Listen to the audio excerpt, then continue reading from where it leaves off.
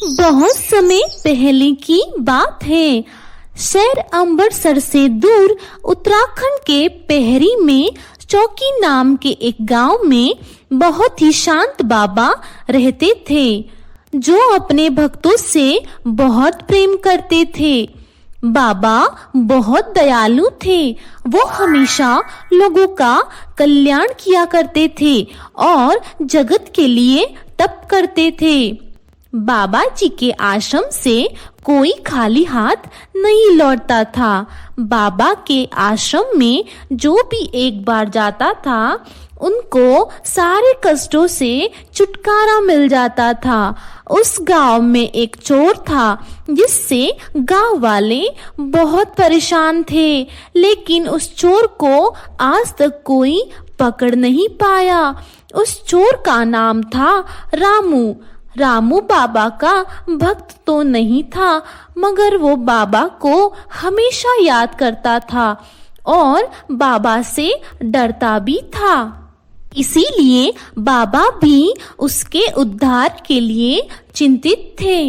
एक बार गांव में बाबा जी ने महाशिवरात्रि का मेला रखा था। बाबा जी अपने सारे भक्तों को आदेश देते हैं कि गांव में महाशिवरात्रि का महायज्ञ की तैयारी करो।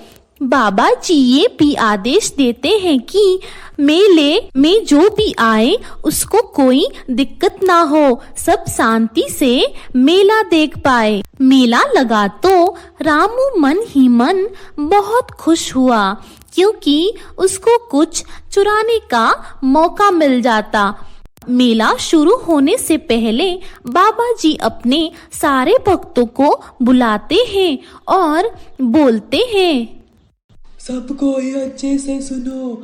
मेले में जो भी आए उनका अच्छे से ख्याल रखा जाए, उनका सारा सामान सुरक्षित रहे, कोई किसी को ठग ना पाए, किसी का भी सामान चोरी ना हो पाए। अगर ऐसा हुआ तो हम उसे कभी माफ नहीं कर पाएंगे। सब अच्छे से ध्यान रखना भक्तों का। बाबा तो अंतर्यामी थे, उनको पहले से ही सब पता था।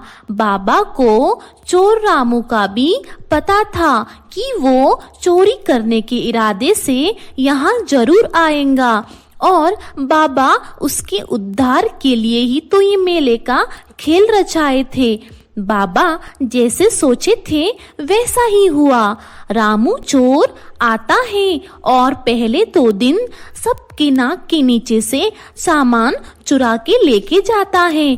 किसी की दुकान से कुछ चुराता है तो किसी भक्त का सामान लेके जाता है। अब आया मेले का 3रा दिन, यानी मेले का अंतिम दिन। रामू के चेहरे पर आत्मविश्वास था, तो रामू मेले में आया चोरी के मनसा लेकर। लेकिन आज रामू को मेले में खाने का दुकान और फल की दुकान के अलावा और कुछ देखने को नहीं मिला।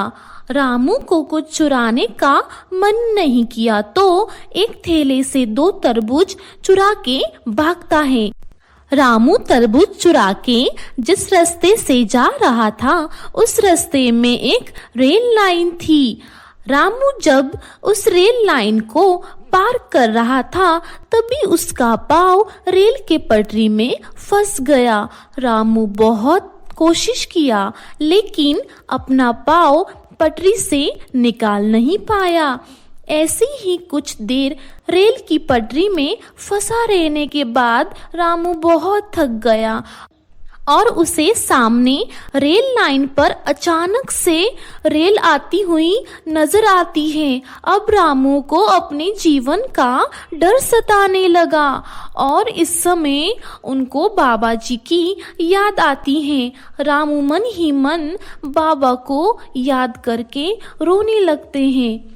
रामू बोलते हैं, बाबा मुझे माफ करिए, मैं आपकी शरण में आया हूँ।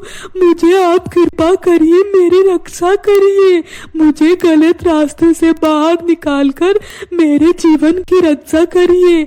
मैं आपको पहचान नहीं पाया था, अब मैं जान गया हूँ। तभी बाबा जी वहां पर प्रकट हो जाते हैं और रामू को बोलते हैं, रामू, तुमने बहुत देर से समझा, पर समझा। चलो अब एक काम करो, दोनों तरबूज खा लो जल्दी से और यहाँ से चले जाओ। बाबा, पैर तो रेल की पटरी में फंसा है, कैसे जाऊँ यहाँ से? तुझे जितना बोला उतना कर और कभी चोरी मत करना। इस बार के लिए तुझे माफ किया,